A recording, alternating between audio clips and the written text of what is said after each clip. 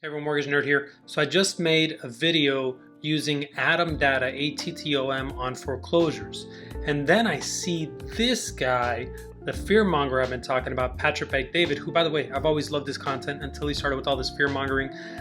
He obviously has an agenda where the more fear you generate, the more the amygdala is activated, which means the more eyes you get.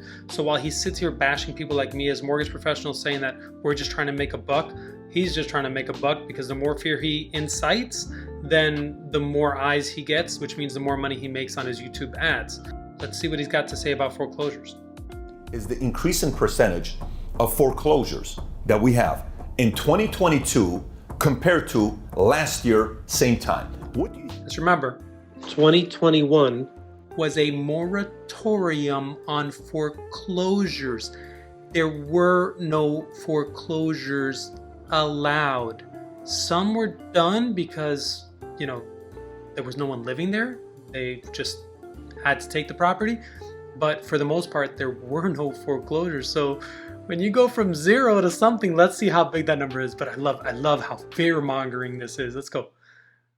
What do you think the increase is? 20% more foreclosures? 40% more foreclosures? 60% more foreclosures? It's not going to be 100%, right? You ready? We have 700% more foreclosures this year, same time than we did last year. Let me say that one more So time. instead of one foreclosure, you have 7 foreclosures. Wow. Watch my video because I show you the real data.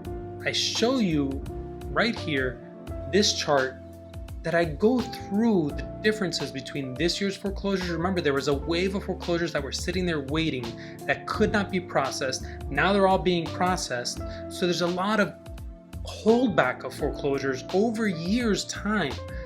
This is nothing like 2008, people. Don't listen to the fear mongers. He hopes to crash the market.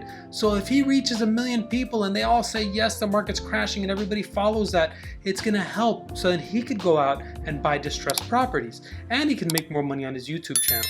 So, you make the choice. Am I trying to manipulate you to do mortgages? No, people that know me know that's not the case. Mortgage Nerd out.